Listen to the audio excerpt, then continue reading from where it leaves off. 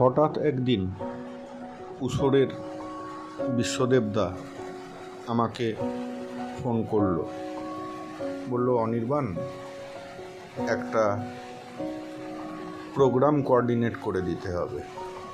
তা আমি জিজ্ঞেস করলাম, কি প্রোগ্রাম দাদা?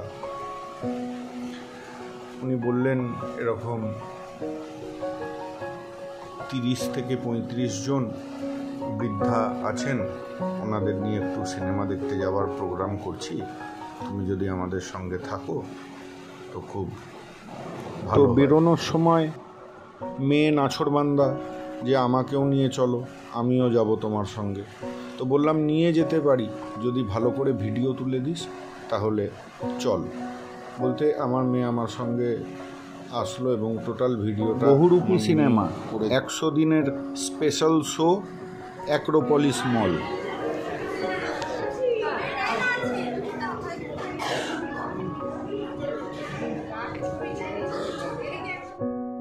আমাদের সকলের প্রিয় বিশ্বদেবদা ও সকলের নয়নমণি রুচিকা ম্যাডাম, এছাড়া আমি ছিলাম।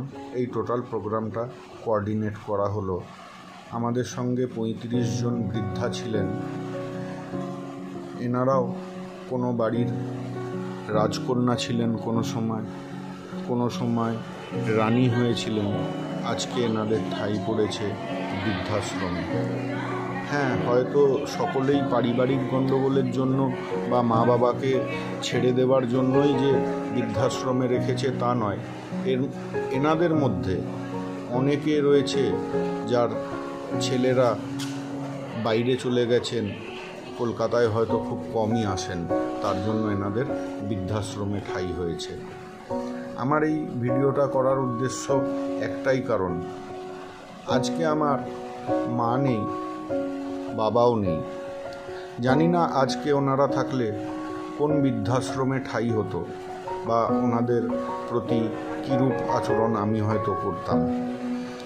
তো আজকে হয়তো যেহেতু ওনারা নেই, তার জন্য আমি ফিল করতে পারি মা বাবা যে কতটা অমূল্য সম্পদ, সেটা বলে বোঝানো সম্ভব নয়। যারা আমার ভিডিও দেখতে ভালোবাসেন তারা কাইন্ডলি একটু লাইক, শেয়ার ও কমেন্ট দেবেন, যাতে আমি আগ্রহিত হয়ে আরও নতুন এই ধরনের কন্টেন্ট আপনাদের জন্য নিয়ে আসতে পারি। আর এনাদের সঙ্গে আমাদের কাটানো সন্ধ্যাটা সত্যিই মধুর ছিল, চিরস্মরণীয় হয়ে থাকবে। কোথায় এসেছিলেন? কি সিনেমা? ভালো লেগেছে তো? আবার আমাদেরকে সুযোগ দেবেন তো আপনাদের সামনে থাকার?